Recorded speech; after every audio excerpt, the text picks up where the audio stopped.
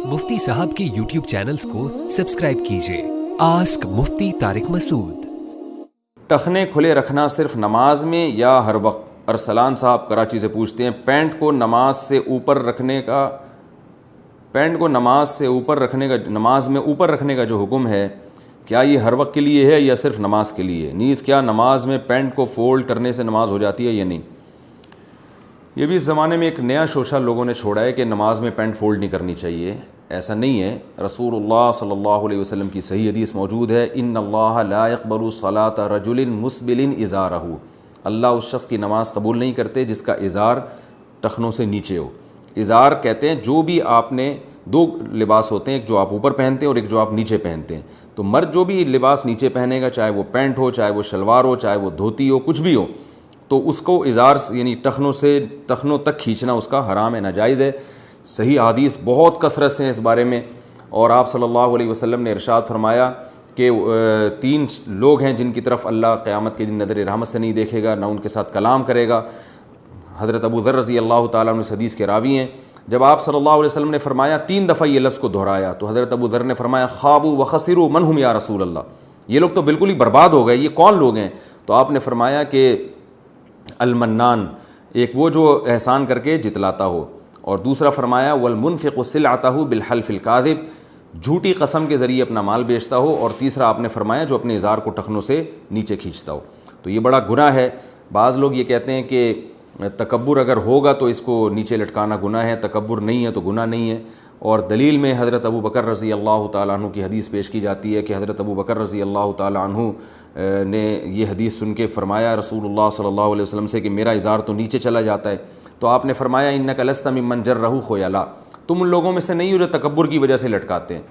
तो बाज़ हज़रात कहते हैं देखो अगर तकब्बुर की वजह से लटकाया जाए तो हराम है, बग़ैर तकब्बुर के हराम नहीं है। तो हालांकि यही हदीस बता रही है कि तकब्बुर के बग़ैर लटकाना भी हराम है, इसलिए कि हज़रत अबू बकर ने ये नहीं कहा था मैं जानकर इज़ार नीचे करता हूँ, बल्कि गफलत में बाज़ दफ़ा मेरा इज़ार नीचे चला जाता टखनों से। तो आपने फरमाया कि तुम तकब्बुर की वजह से ऐसा नहीं करते।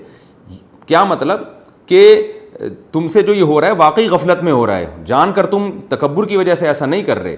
इसकी सबसे बड़ी दलील ये है कि इस हदीस के बाद भी हज़रत अबू बकर का इज़ार हमेशा टखनों से ऊपर ही रहा है। तो साफ पता चलता है कि हज़रत अबू बकर को नबी ने इजाज़त नहीं दी है, बल्कि उनको उनके लिए एक नरम गोशा इख्तियार किया है कि इतनी बात तो तयशुदा है कि तुम ये किब्र की वजह से नहीं कर रहे, तो इतना ज़्यादा परेशान होने की ज़रूरत नहीं है। बाकी हुक्म यही है जो दूसरे सहाबा का हुक्म है कि आप भी ऊपर रखें जैसे मैं ऊपर रखता हूँ, क्योंकि सबसे ज़्यादा तवाज़ो तो हमारे नबी में थी। और सही हदीस से पता चलता है कि नबी सल्लल्लाहु अलैहि वसल्लम का इज़ार कभी भी टखनों से नीचे नहीं हुआ। बाज़ लोग कहते हैं कि ये उस ज़माने का कल्चर था, हमारे ज़माने में कल्चर इसको कबूल नहीं करता, ये भी गलत है। हज़रत उस्मान रज़ी अल्लाह ताला अन्हु को जब रसूलुल्लाह सल्लल्लाहु अलैहि वसल्लम ने सुलह हुदैबिया के मौके पर मक्का भेजा और मुज़ाकरात के लिए, तो हज़रत उस्मान का जो इज़ार था वो आधी पिंडली तक था। तो मुशरिकीन मक्का मजाक उड़ाने लगे कि ये कैसा तुमने इज़ार रखा हुआ है। तो हज़रत उस्मान ने फरमाया कि मैं अपनी नबी की सुन्नत को तुम अहमकों की वजह से, या कुछ इससे मिलते जुलते अल्फाज थे, मैं तुम लोगों की वजह से छोड़ नहीं सकता। तो इससे पता चलता है कि अरब लोग इसको पसंद नहीं करते थे कि इज़ार टखनों से ऊपर हो। इसके बावजूद नबी सल्लल्लाहु अलैहि वसल्लम ने इज़ार को टखनों से ऊपर रखने का हुक्म दिया है। आज तक सदियों जितने उलमा सुलह आए सब इसी की पाबंदी करते रहे हैं। तो इसलिए मुसलमान मर्द के लिए बहरहाल ये लाजिम है कि वो पैंट हो या शलवार हो या कोई भी ऐसा इज़ार हो उसको टखनों से ऊपर रखे। और नमाज तो बहरहाल नहीं होगी, यानी वाजिबुल आदा होगी, क्योंकि नमाज के बारे में तो और ज़्यादा ताकीद है। अलबत्ता मस्कत में मैंने देखा कि वहाँ कोई इमाम ऐसा नहीं नज़र आता जिसका इज़ार टखनों से नीचे हो या उसकी दाढ़ी छोटी हो। और उसकी वजह यह है कि वो इबाज़ी फ़िरक़े के हैं, और इबाज़ी फ़िरक़े का ये हमेशा से नज़रिया रहा है कि जो शख्स गुनाह कबीरा का इर्तिकाब करता है वो हमेशा जहन्नम में जाएगा। तो इसका ये अक़ीदा तो सही नहीं है, लेकिन इस अक़ीदे का एक फ़ायदा बहरहाल अमली लिहाज से ये हुआ कि वो कबीरा गुनाहों से बचने का बहुत एहतमाम करते हैं। तो इसलिए वहाँ ना कोई इमाम दाढ़ी काटता है और ना किसी का इज़ार मुझे उसका जुब्बा या इज़ार टखनों से नीचे नज़र आया। तो बहरहाल ये दोनों कबीरा गुनाह हैं, इसका जो है ना नबी सल्लल्लाहु अलैहि वसल्लम के हुक्म पर अमल करना चाहिए और इसमें शर्म हया नहीं करनी चाहिए। मशहूर सहाबी जब फ़ारिस के दरबार में गए, वहाँ उनके हाथ से निवाला गिर गया खाना खाते हुए, तो वो निवाला उठा के साफ़ करके खाने लगे। तो किसी ने कहा ये बादशाह है, बड़ा आदमी है और बड़े लोग हैं, ये इनके यहाँ ये हरकत जो है ये अच्छी नहीं समझी जाती।